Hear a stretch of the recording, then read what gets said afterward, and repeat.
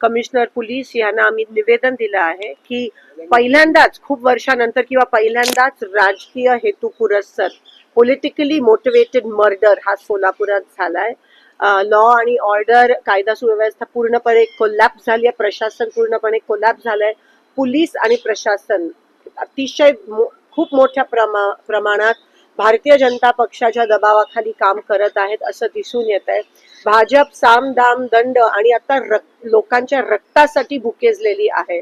आता लोकांचे बळी सोलापुरात जात आहेत केवळ बिनविरोध निवडणूक होण्यासाठी. हे सगळे प्रकार चालू आहेत आणि सत्तेचा माज आणि सत्तेची एवढी लालच या लोकांना आली आहे की आज कोणत्याही प्रकारची जी महाराष्ट्र आणि सोलापुराची जी संस्कृती आहे त्याला काळीमा फासण्याचं काम हे भाजपने केलं आहे. आम्ही अजिबात खपवून घेणार नाही.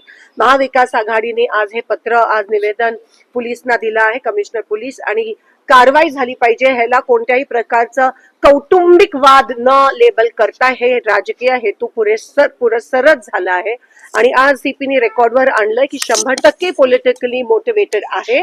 कारण का कोणाचा तरी फॉर्म विड्रॉ करण्याच्या दबावाखाली हे करण्यात आलं आहे आणि त्याच्यातून हा मर्डर झालाय.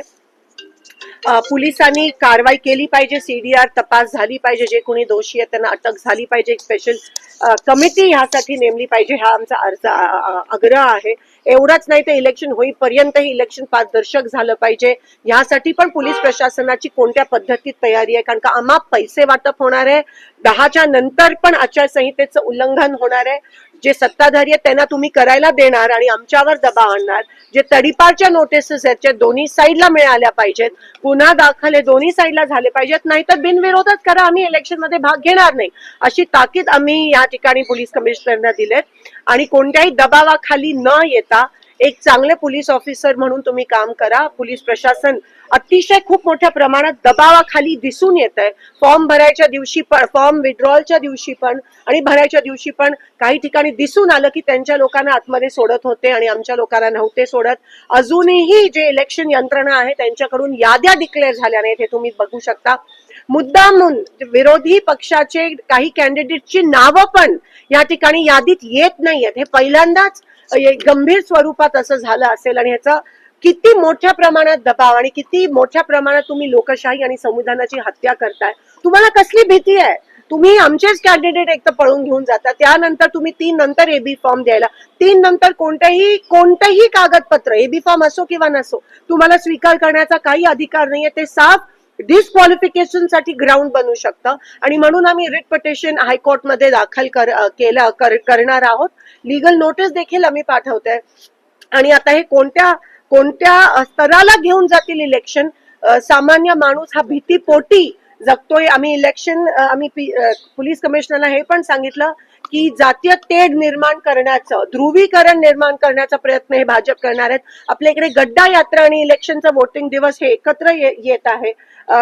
हा लोक एवढ्या खालच्या पातळीला घसरलेत की सत्तासाठी रक्त या ठिकाणी लोकांचं घ्यायला तयार आहेत. आणि म्हणून ही काळीमा सोलापूरवर, हा कलंक नाही यायला पाहिजे. इथे आम्ही सुसंस्कृत आहोत आणि तुम्ही जे भाजपचे पदाधिकारी आहेत त्या पदाची काहीतरी लाज ठेवा.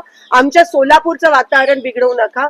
पारदर्शक इलेक्शन झालं पाहिजे आणि लोकांचं खरं जनमत कुठे हे त्या पद्धतीतच तुम्हाला दिसेल आणि त्या पद्धतीत हे इलेक्शन झालं पाहिजे, ही आमची मागणी आहे. उद्या सकाळी 10 ते 12 आम्ही बाबासाहेब आंबेडकरांच्या पुतळ्याच्या समोर शांततेत त्या ठिकाणी बसणार आहोत आणि जे होत आहे एकंदरीत आम्ही त्याचा विरोध काळी फीत लावून करणार आहोत. पोलीस कमिशनरला आम्ही ते ऑलरेडी सांगितलं आहे.